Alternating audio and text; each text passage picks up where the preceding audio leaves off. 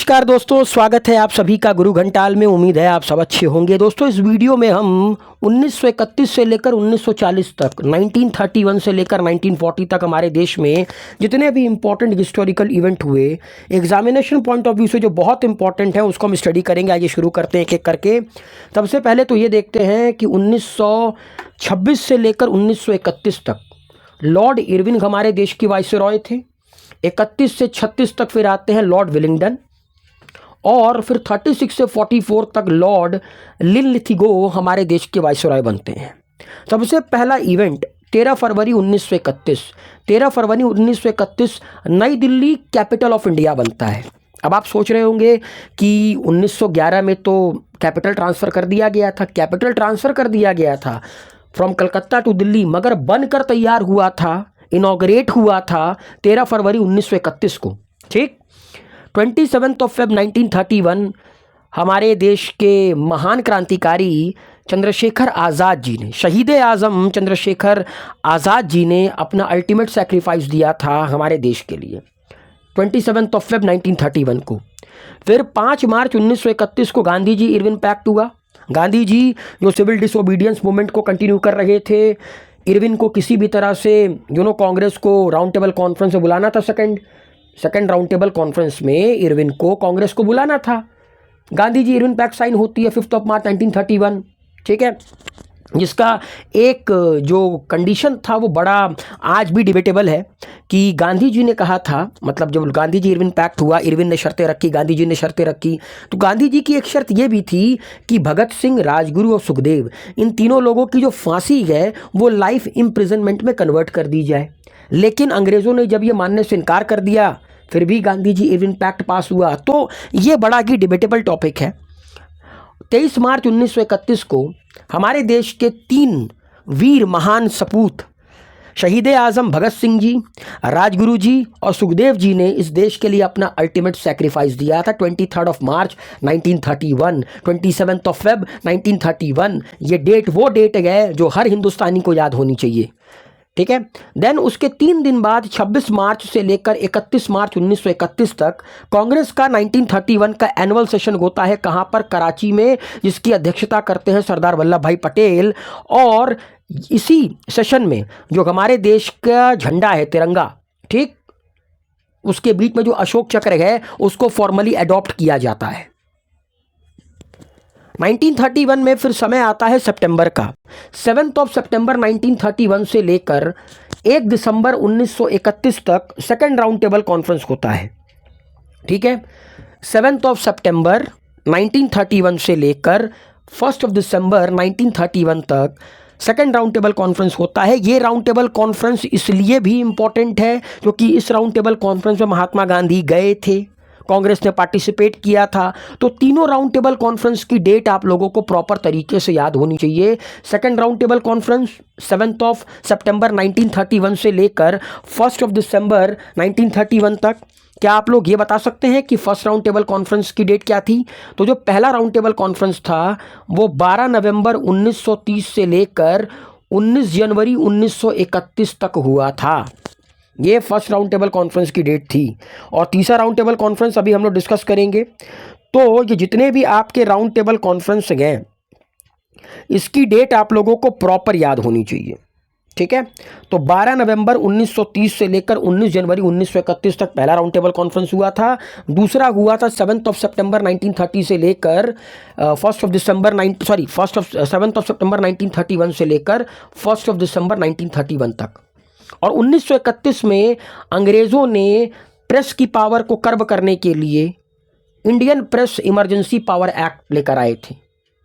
1931 में ही Bihar socialist party का निर्माण करते हैं जयप्रकाश नारायण और फूलन प्रसाद वर्मा जी।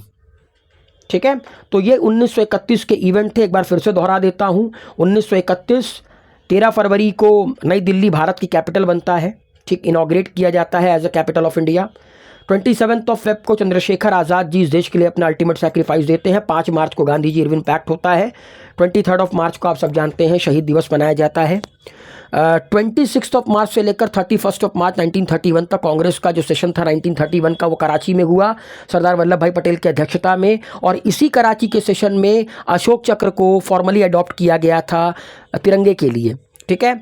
और then thereafter round table conference आप लोग याद रखिएगा 7 सितंबर 1931 से लेकर 1 दिसंबर 1931 तक लंदन में सेकंड राउंड टेबल कॉन्फ्रेंस हुआ था। वैसे डेट आपको तीनों राउंड टेबल कॉन्फ्रेंस की प्रॉपर याद होनी चाहिए। 1931 में Indian press emergency power act लेकर आते हैं अंग्रेज, ठीक है। एंड 1931 में बिहार सोशलिस्ट पार्टी का निर्माण किया जाता है जयप्रकाश नारायण और फूलन प्रसाद वर्मा के द्वारा। अब बढ़ते हैं 1932 में अंग्रेज़ों के द्वारा कम्युनल अवार्ड डिक्लेयर किया जाता है। British prime minister Ramsay MacDonald 16 अगस्त 1932 को क्या डिक्लेयर करते हैं? 16 अगस्त 1932 को डिक्लेयर करते हैं कम्युनल अवार्ड, जिसके विरोध में 20 सितंबर 1932 को यरवदा जेल में, जो कि पुणे में है, वहाँ पर गांधी जी हंगर स्ट्राइक की शुरुआत करते हैं। तो गांधी जी कम्युनल अवार्ड के विरुद्ध थे, ठीक। 24 सितंबर 1932 को पूना पैक्ट साइन होता है between doctor B R. Ambedkar and Mohandas Karamchand Gandhi in the Yerwada central jail Pune. ये जितनी भी डेट है ये डेट बहुत इंपॉर्टेंट है। 16 अगस्त 1932 रैमसी मैकडोनाल्ड ने क्या डिक्लेयर किया था? Communal award. 20 सितंबर 1932 मोहनदास करमचंद गांधी हंगर स्ट्राइक शुरू करते हैं। 24 सितंबर 1932 गांधी जी इरविन पैक्ट ये पूना पैक्ट साइन होता है between doctor B R. Ambedkar and Mahatma Gandhi. 30 सितंबर 1932 ऑल इंडिया हरिजन समाज का निर्माण करते हैं मोहनदास करमचंद गांधी, ठीक है। तो 16 अगस्त 1932, 20 सितंबर 1932, 24 सितंबर 1932, 30 सितंबर 1932, ये सारी डेट बहुत इंपॉर्टेंट है, ठीक है। थर्ड राउंड टेबल कॉन्फ्रेंस कब होता है? पहला मैंने बताया था, पहला राउंड टेबल कॉन्फ्रेंस 12 नवंबर 1930 से लेकर 19 जनवरी 1931 तक। दूसरा 7 सितंबर 1931 से लेकर 1 दिसंबर 1931 तक। तीसरा जो है, तीसरा 17 नवंबर 1932 से लेकर 24 दिसंबर 1932 तक हुआ था। तीसरा 17 सितंबर 1932 से लेकर 17 नवंबर 1932 से लेकर 24 दिसंबर 1932 तक हुआ था। और 8 अक्टूबर 1932 को इंडियन एयरफोर्स का निर्माण होता है, ठीक है। तब इसको रॉयल इंडियन एयरफोर्स कहते थे। तो 17 नवंबर 1932 से लेकर 24 दिसंबर 1932 तक थर्ड राउंड टेबल कॉन्फ्रेंस होता है। अब आते हैं साल 1933 में। 1933 में मोहनदास करमचंद गांधी एक वीकली न्यूज़पेपर की शुरुआत करते हैं, हरिजन। 1933 में हरिजन सेवक संघ कब बना था? 30 सितंबर 1932 में। और हरिजन नाम के अखबार की शुरुआत करते हैं 1933 में। 1933 28 जनवरी को, बड़ा इंपॉर्टेंट डेट है, 28 जैन, पाकिस्तान डिक्लेरेशन, ठीक। एक ये पैम्पलेट था जिस पर ये चीज़ लिखी हुई थी कि now or never are we to live or perish forever, ठीक। ये एक पैम्पलेट में लिखा हुआ था जिसको पब्लिश किया था चौधरी रहमत अली ने, ठीक है। अच्छा, कमेंट बॉक्स में लिखकर बताइए कि ये जो पाकिस्तान डिक्लेरेशन नाम का पैम्पलेट था जिसको चौधरी रहमत अली पब्लिश किए थे 28 जनवरी 1933 को दुनिया के सामने आया था, किस यूनिवर्सिटी में ये चीज़ हुई थी? और 1932 में सूर्य सेन को अरेस्ट किया गया था, ठीक। इन्होंने चितगोंग आर्मरी रेड के किंगपिन यही थे। 1930 में जो चितगोंग आर्मरी रेड हुई थी उसके किंगपिन सूर्य दादा थे। तो इनको 1932 में गिरफ्तार किया जाता है, ठीक है। तो ये जितना 1933 में इनको गिरफ्तार किया जाता है, किनको? सूर्य सेन को। तो 1932 के इंपॉर्टेंट इवेंट गिनवा देता हूँ। 1932 16 अगस्त 1932 क्या होता है? कम्युनल अवार्ड डिक्लेयर होता है। 20 सितंबर 1932 को मोहनदास करमचंद गांधी हंगर स्ट्राइक की शुरुआत करते हैं। 24 सितंबर 1932 को पूना पैक्ट साइन होता है between doctor B R. Ambedkar and Mohandas Karamchand Gandhi. 17 नवंबर 1932 से लेकर 24 दिसंबर 1932 तक थर्ड राउंड टेबल कॉन्फ्रेंस होता है। 8 अक्टूबर 1932 को इंडियन एयरफोर्स का निर्माण होता है, ठीक। और जैसा कि मैंने बताया 30 सितंबर 1932 को ऑल इंडिया हरिजन समाज का निर्माण करते हैं मोहनदास करमचंद गांधी। अब 1933 की बात करूं, 1933 में हरिजन नाम का वीकली अखबार शुरू करते हैं महात्मा गांधी। 1933 में ही आपका पाकिस्तान डिक्लेरेशन 28 जनवरी 1933 को रिलीज होता है। 1933 में ही सूर्य सेन को अरेस्ट किया जाता है, जो कि किंगपिन थे 1930 के चितगोंग आर्मरी रेड के। नाउ अब बात करते हैं 1934 की। मैंने अभी आपको बताया कि 1931 में बिहार सोशलिस्ट पार्टी बनती है, जिसके फाउंडर थे जयप्रकाश नारायण। यहाँ पर भी 1934 में फिर कांग्रेस सोशलिस्ट पार्टी का निर्माण होता है नेशनल लेवल पे, ठीक। 1934 में जिसके फाउंडर थे जयप्रकाश नारायण, राम मनोहर लोहिया एंड आचार्य नरेंद्र देव, ठीक है।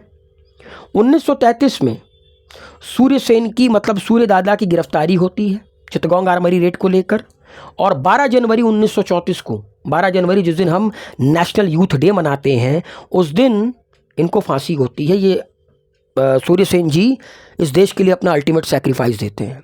तो 27 फेब 1931 चंद्रशेखर आज़ाद ने इस देश के लिए अपना अल्टीमेट सैक्रिफाइस दिया। 23 मार्च 1931 हमारे देश के 3 वीर सपूत शहीद आज़म भगत सिंह, राजगुरु सुखदेव, और 12 जनवरी 1934 को सूर्य सेन जी इस देश के लिए अपना अल्टीमेट सैक्रिफाइस देते हैं। 1925 में एक पार्टी बनी थी कम्युनिस्ट पार्टी ऑफ इंडिया। जिस साल आरएसएस बनी उस साल ये भी बनी।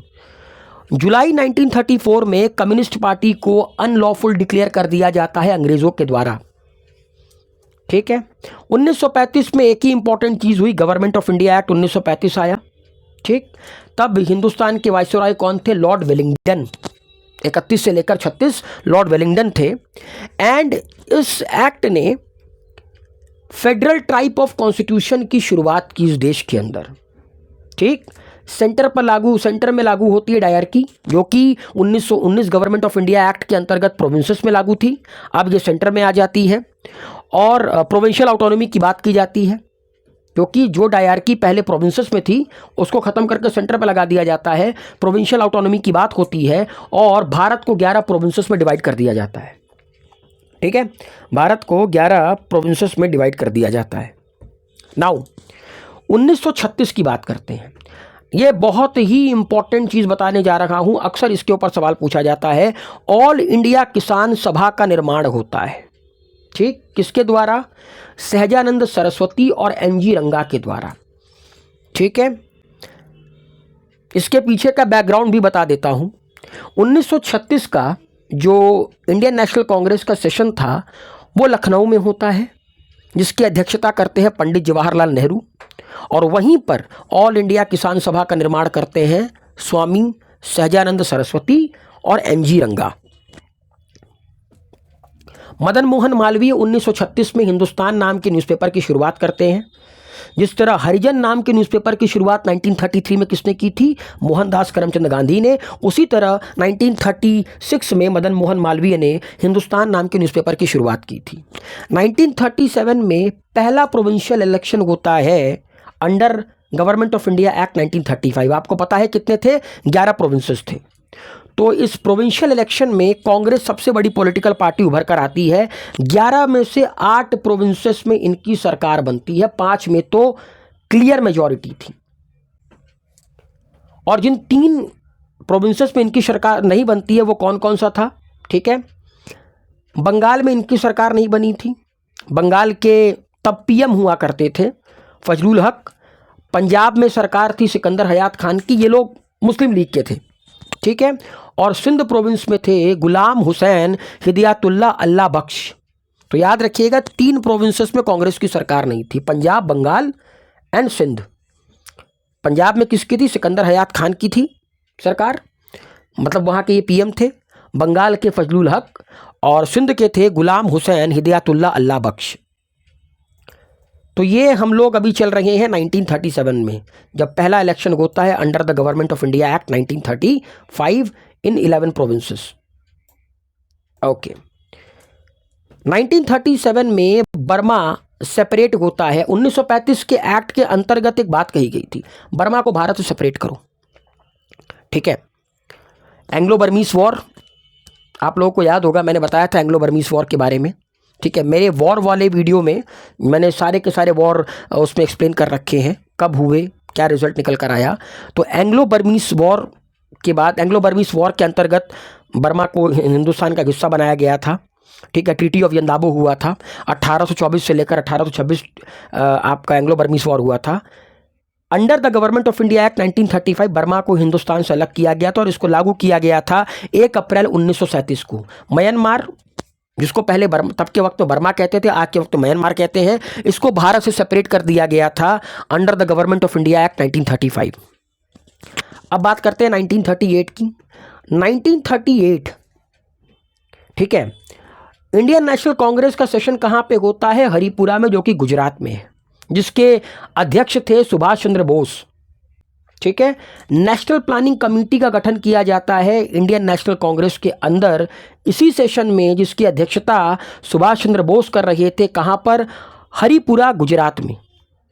ठीक है, और इस कमेटी के चेयरमैन थे, मतलब नेशनल प्लानिंग कमेटी के चेयरमैन कौन थे? पंडित जवाहरलाल नेहरू। 1938 में एक रिपोर्ट का जिक्र होता है, पीरपुर रिपोर्ट, जिसको ऑल इंडिया मुस्लिम लीग लेकर आती है, जिसमें यह बताती है कि जहाँ जहाँ पर जिन जिन प्रोविंसेस में कांग्रेस की सरकार है, वहाँ मुसलमानों के साथ कितनी बर्बरता की जा रही है, कितनी जाति हो रही है, कितनी एट्रॉसिटीज़ कमिट की जा रही है। पीरपुर रिपोर्ट। 1938 में इंडस्ट्रियल डिस्प्यूट एक्ट आया नवंबर में 1938 में। ठीक है, तो 1938 याद रखिएगा। 1938 का कांग्रेस सेशन कहाँ पे होता है? हरिपुरा, गुजरात में, जिसके अध्यक्ष थे हमारे सुभाष चंद्र बोस जी। इसी सेशन में नेशनल प्लानिंग कमेटी का गठन होता है, जिसके चेयरमैन थे Pandit Jawaharlal Nehru. Industrial dispute act नवंबर 1938 में आता है और 1938 में एक रिपोर्ट आती है, पीरपुर रिपोर्ट, जिसको लाया जाता है मुस्लिम लीग के द्वारा।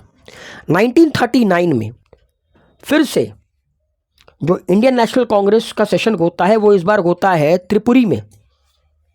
ठीक है, जिसको आज के समय में तेवर कहते हैं, मध्य प्रदेश में।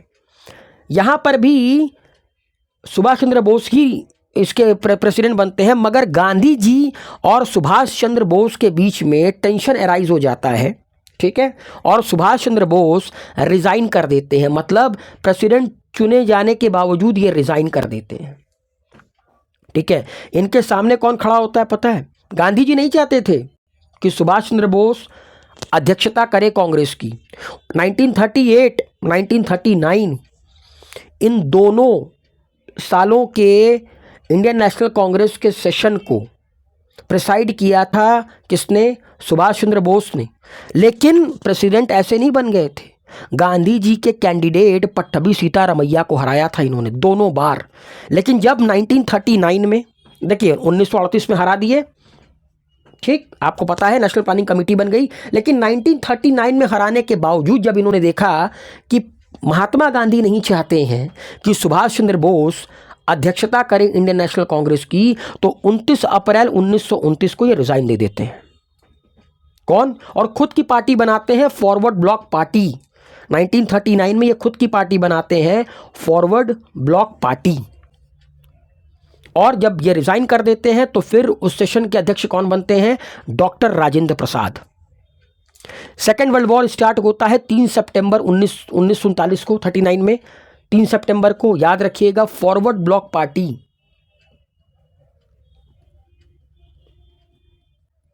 इसकी अध्यक्षता किसने की थी? सुभाष चंद्र बोस जी ने।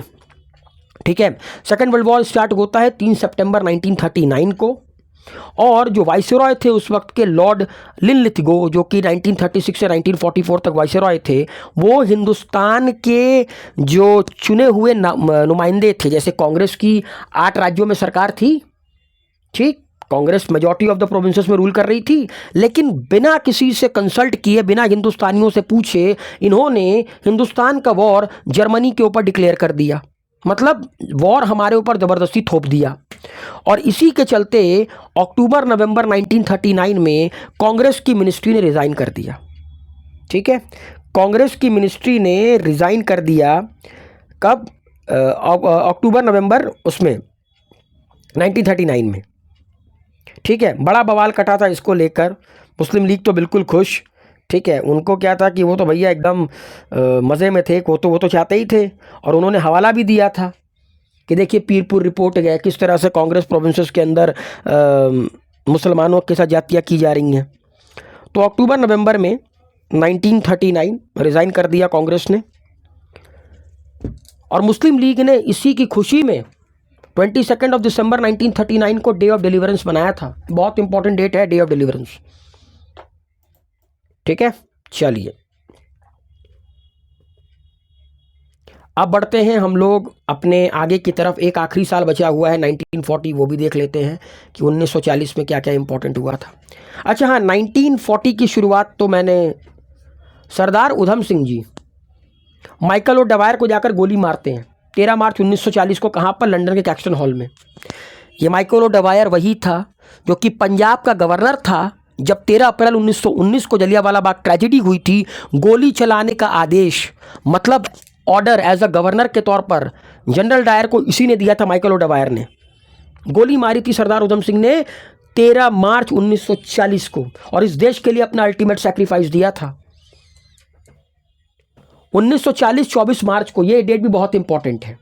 24 मार्च 1940 को ऑल इंडिया मुस्लिम लीग का लाहौर सेशन होता है, जहां पर पाकिस्तान रिजोल्यूशन ड्राफ्ट किया जाता है। मैंने बताया था ना 1933 पाकिस्तान डिक्लेरेशन, चौधरी रहमत अली, ठीक, उसी को आगे ले जाते हुए मोहम्मद जिन्ना ने और उनकी पार्टी ने, जो कि ऑल इंडिया मुस्लिम लीग, इन्होंने 1913 में ज्वाइन कर ली थी। तो 1940 में पाकिस्तान रिजोल्यूशन लेकर आते हैं, जिसको ड्राफ्ट करते हैं सिकंदर हयात खान। मैंने अभी इनका नाम बताया था। 3 प्रोविंसेस जहां पर सरकार नहीं बनी थी, उसमें से एक प्रोविंस पंजाब के ये पीएम थे, और इसको प्रपोज किसने किया था? बंगाल के पीएम फजलुल हक ने। तो अगर आपसे पूछा जाए कि पाकिस्तान रिजोल्यूशन कब आया? 24 मार्च 1940 को। ठीक है, किसके द्वारा ड्राफ्ट किया गया? सिकंदर हयात खान के द्वारा। किसके द्वारा प्रपोज किया गया? फजलुल हक के द्वारा। और उसके बाद 8 अगस्त 1940 को क्या आता है? ऑगस्ट ऑफर आता है हिंदुस्तानियों को परसुएट करने के लिए कि कृपया हमारे तरफ से लड़े। और 17 अक्टूबर 1940 को इंडिविजुअल सत्याग्रह की शुरुआत करते हैं मोहनदास करमचंद गांधी। पहले इंडिविजुअली सत्याग्रही थे कौन? आचार्य विनोबा भावे। दूसरे कौन? पंडित जवाहरलाल नेहरू। और तीसरे थे ब्रह्मादत्त। ठीक है, तो ये पूरा का पूरा हिसाब किताब था 1931 से लेकर 1940। अगर मान लीजिए कोई चीज़ छूट भी गई हो, ठीक है, क्योंकि जितनी भी इंपॉर्टेंट चीज़ थी वो तो मिल गई। अब म्युनिसिपल से लेकर म्युनिसिपल चीज़ें अगर कोई छूट गई हो तो उसके लिए मैं सेपरेट वीडियो बना दूंगा। लेकिन ये जितनी भी इंपॉर्टेंट चीज़ें हुई 1931 से लेकर 1940 तक, वो सारी चीज़ें मैंने इसमें एक्सप्लेन कर दी हैं। ठीक है दोस्तों, आई होप आप लोगों को ये वीडियो पसंद आएगा और वीडियो आप लोगों की काफ़ी मदद भी करेगा एग्जामिनेशन में। तो इस वीडियो को लाइक शेयर कमेंट कीजिए, अपना प्यार बनाए रखिए, हैप्पी रहिए, मस्त रहिए। Thank you so much.